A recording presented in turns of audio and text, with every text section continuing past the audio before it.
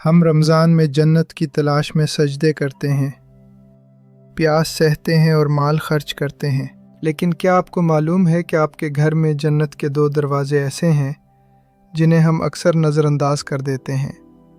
وہ ہیں آپ کے والدین۔ قرآن پاک میں اللہ نے اپنی بندگی کے حکم کے فوراً بعد جس چیز کا ذکر کیا وہ ہے والدین کے ساتھ حسن سلوک۔ رمضان جہاں اللہ سے تعلق جوڑنے کا مہینہ ہے، وہیں یہ ان رشتوں کو سنوارنے کا بھی وقت ہے جنہوں نے ہمیں پالا اور بڑا کیا۔ رمضان سیریز کی اس نویں قسط میں ہم بات کریں گے والدین کی اس دعا پر جو عرش کو چیر کر قبولیت پاتی ہے۔ ہم افطاری کے لیے درجنوں ڈشز تیار کرتے ہیں، دوستوں کو بلاتے ہیں، بڑی بڑی دعوتیں کرتے ہیں، لیکن کیا کبھی ہم نے سوچا کہ ہمارے گھر کے کسی کونے میں بیٹھے بوڑھے باپ یا کچن میں گرمی میں جھلستی ماں کی تمنا کیا ہے؟ شاید وہ افطاری میں پکوڑے یا شربت نہیں مانتے، وہ صرف آپ کا وقت اور توجہ مانتے ہیں۔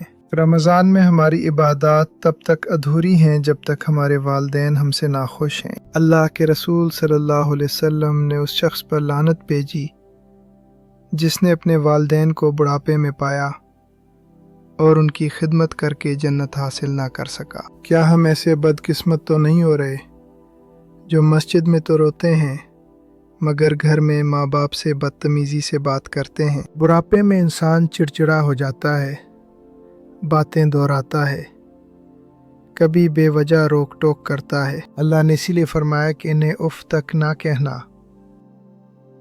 رمضان ہمیں صبر سکھاتا ہے، اور اس صبر کا سب سے بڑا امتحان والدین کی خدمت ہے۔ اگر آپ کی ماں آپ کو افطاری کے وقت کسی کام کا کہہ دے اور آپ کو غصہ آ جائے تو یاد رکھیے کہ اس غصے نے آپ کے پورے دن کے روزے کی روح کو زخمی کر دیا۔ ان کی خدمت کرنا، ان کے پاؤں دبانا، ان سے مسکرا کر بات کرنا یا ان کی پسند کی کوئی چیز افطاری میں لانا، یہ وہ نفل عبادت ہے جس کا ثواب کسی بھی دوسرے عمل سے بڑھ کر ہو سکتا ہے۔ کچھ لوگ ایسے ہوں گے جن کے والدین اس دنیا میں نہیں رہے، ان کے لیے رمضان اداسی کا پیغام لاتا ہے، لیکن آپ کے لیے بھی ایک سنہری موقع ہے۔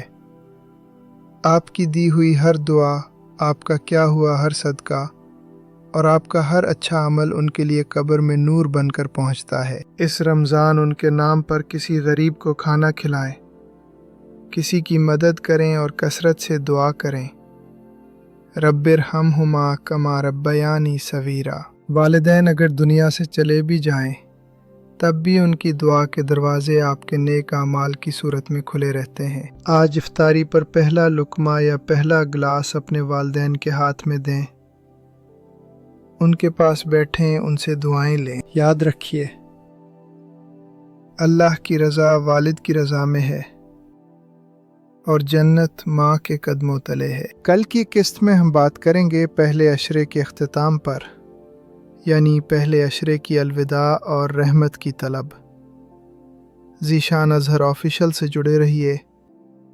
اللہ نگہبان۔